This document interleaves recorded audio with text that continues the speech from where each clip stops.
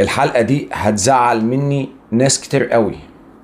ناس كانت مفكرة ان انا هطلع اهاجم مدرب منتخب مصر ومنتخب مصر كابتن حسام حسن بسبب اختياراته وبسبب لعيبة النادي الاهلي. لا طبعا، انا هطلع ادعم منتخب مصر. انا مليش اي علاقة الراجل واخد مين، انا هدعم اي حد بيمثلني انا كمصري في ارضية الملعب بقميص منتخب مصر. وعايز اقول لكم ان كابتن حسام حسن صح.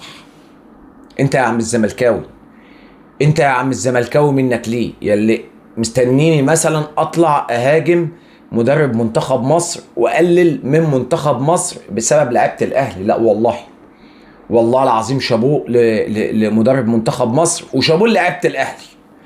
والزملكاويه اللي طالعين يهاجموا لعيبه الاهلي العالم المريضه دي، طب ما تهاجموا محمد صلاح.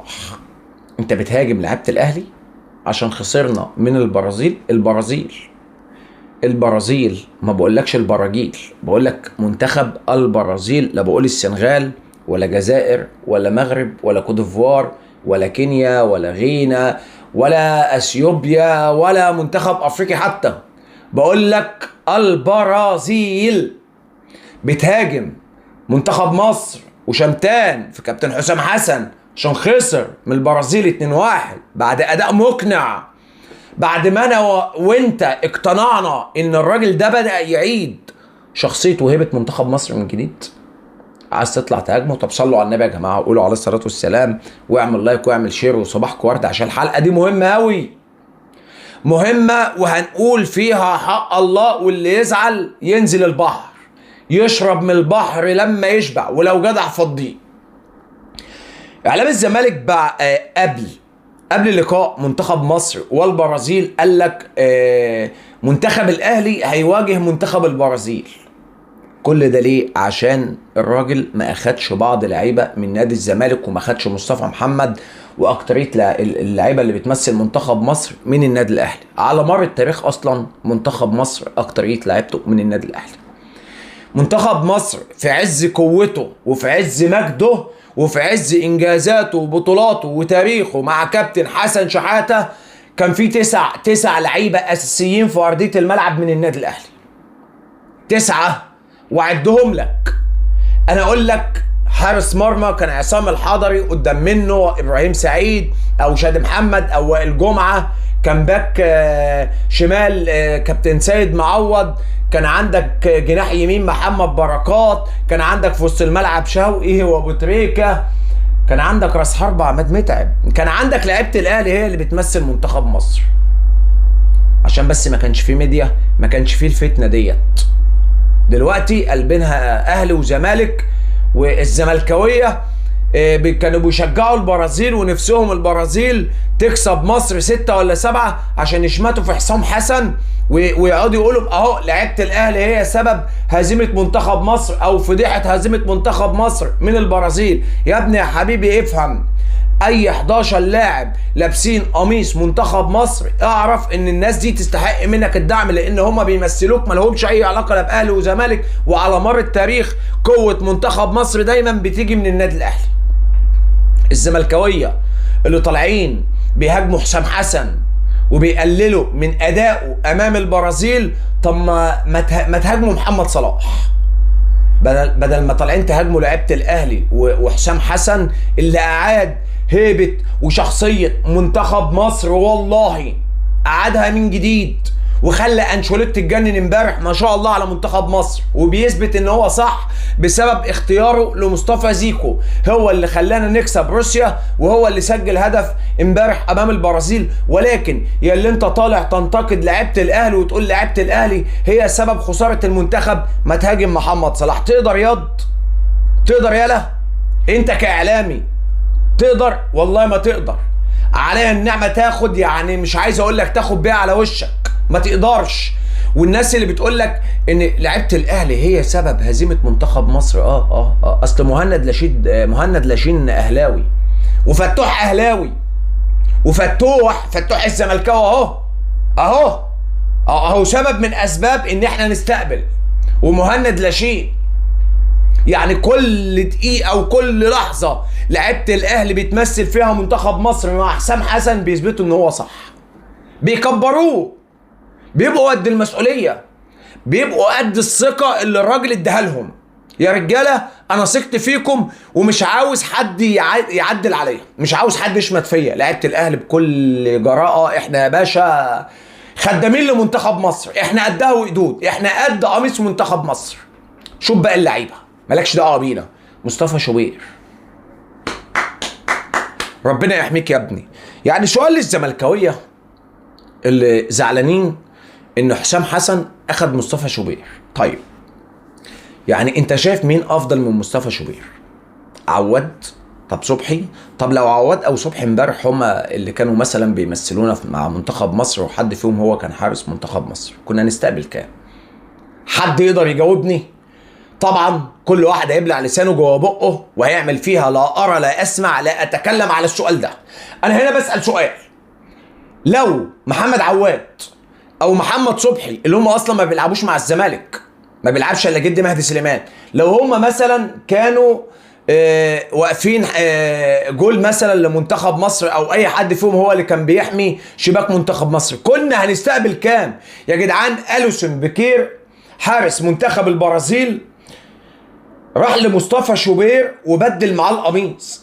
بص يا حبيبي، بص يا حبيب اخوك، اتفرج. قال له هات التيشيرت، قال له هات التيشيرت، قال له هات القميص، قال له اديني قميصك.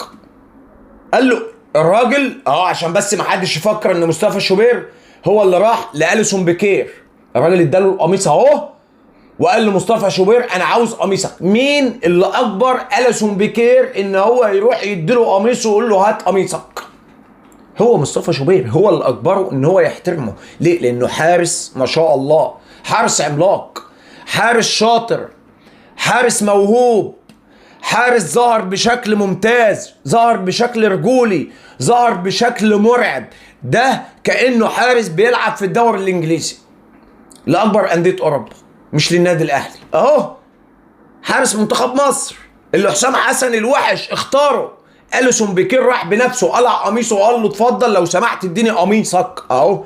قال له لو سمحت اديني قميصك، حضنه قال له اديني قميصك. مصطفى شوبير طبعا راجل محترم قال له حاضر اتفضل القميص اهوت يا باشا، ده قميص منتخب مصر، تعرف يعني ايه منتخب مصر. فكابتن حسام حسن انا شايف ان هو ما شاء الله ما شاء الله بادئ ينجح مع منتخب مصر، والراجل ده انا مستبشر له بانجاز في كأس العالم. اللي الزملكاويه كانوا بيشجعوا منتخب البرازيل امبارح عشان منتخب البرازيل يدينا 5 6 7 ويطلعوا بقى يشمتوا والله العظيم 3 وحياة الفجر اللي لسه مأذن. انا بسجل الساعه 5 الا ربع، الساعه 4:47 ان في ناس من الزملكاويه ما فارق معاها اسم بلدها في كأس العالم. مش هقول لك بقى في ماتشات وديه.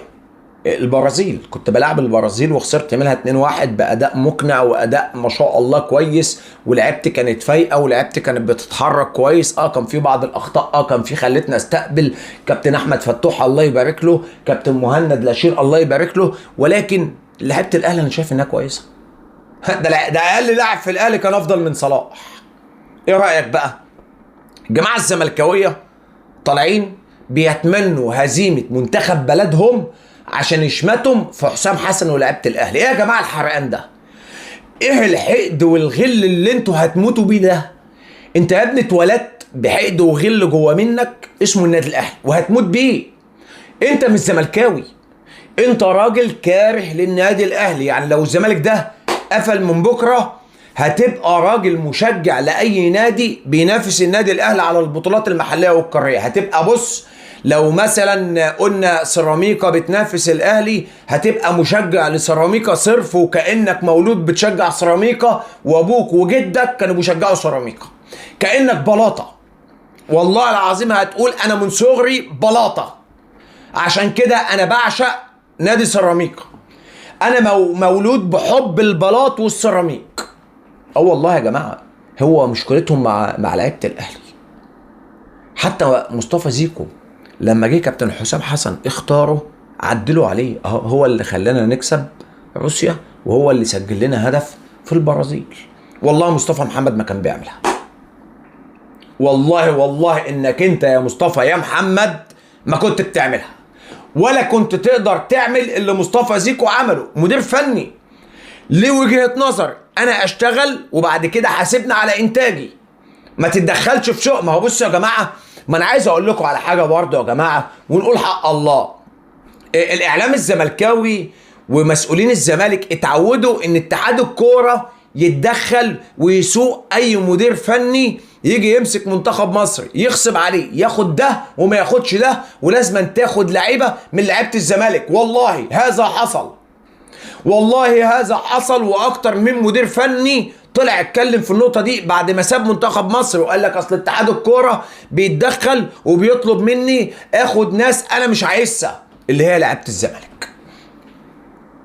خلي بالكم، لو اي مدير فني غير كابتن حسام حسن كان انفرض عليه لعيبه من داخل نادي الزمالك هو مش عايزهم، اسمعوا مني، وكان انفرض عليه مصطفى محمد بمزاجه او غصب عنه. انت جاي يا باشا كومبارس، واحنا كنا بنقول ليه منتخب مصر كان سيء، اي حد كان بيكسبنا. حسام حسن ده يا جماعه طالع من بطوله الامم المغرب من الدور قبل النهائي بظلم تحكيمه والله، وكلكم قلتوا كده ولا انتوا بتنسوا؟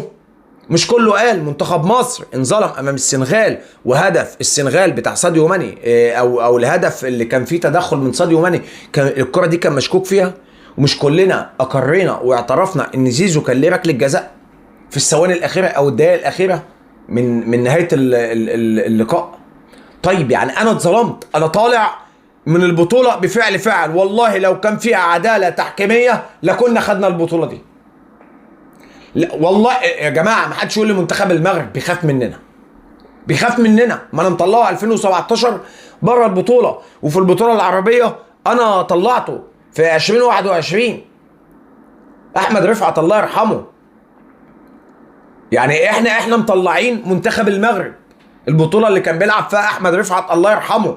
فحسام حسن مدير فني انا شايفه لحد الان محترم، نحترمه يا جماعه، نحترم رغبه المدير الفني اللي بيدرب منتخب مصر. مش هبص الاقي الاعلام قلبها اهلي وزمالك، ما خدتش فلان وطالعين بتشجعوا البرازيل. الناس اللي عماله تتريق وتقول لك ده احنا خسرنا، ايوه يا حبيبي خسرنا.